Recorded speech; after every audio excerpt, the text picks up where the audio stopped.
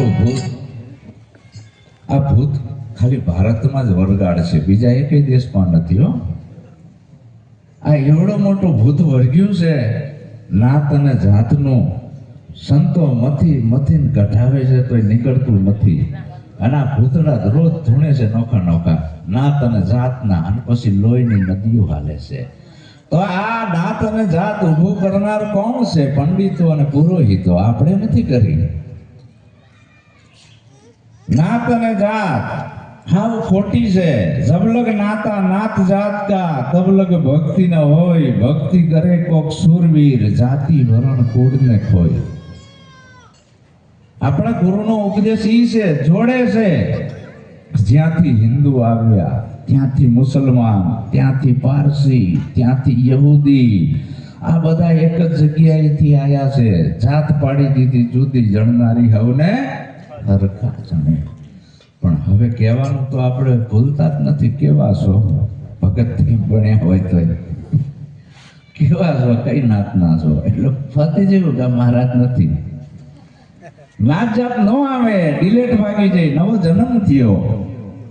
એ બધા ભૂતડા નીકળી ગયા નાતી અને જાતિના. ગંગા સતીમાં એ કીધું કે નાતી જાતિ નહીં, હરિકેરા દેશમાં એવી રીતે રહેજો નિર્ધાર. જનિતાની વદરથી દીકરો અને દીકરી જન્મે છે. હિન્દુ ના જન્મે, મુસલમાન ના જન્મે, શીખ ના જન્મે, પારસી ના જન્મે, બનાવવામાં આવે છે. અને જેટલું બનાવવામાં આવે છે ડુપ્લિકેટ છે. કુદરતની બનાવેલી બે જાતિ, સ્ત્રી અને પુરુષ, જોયા ભેગી ખબર પડી જાય કે આ બાઈ છે ને ભાઈ છે. પછી થોડાક ઊંડા ઉતરો, એના અંદર જે પાવર બોલે છે એ દીકરોય નથી ને દીકરીય નથી, એ બાળકય નથી ને બુઢોય નથી, એ આવતોય નથી જતોય નથી, એ જન્મતોય નથી અને મરતો પણ નથી.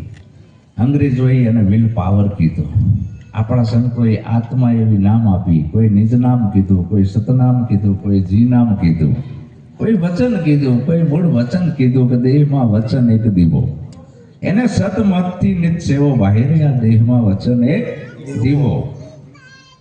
વૈખરી વાણી, આ તો બધું મનની તરંગ છે. ઓલું વચન છે એ બોલવામાં આવતું નથી. સદગુરુ સમજાવે આખી રાત ઉપદેશ કરી.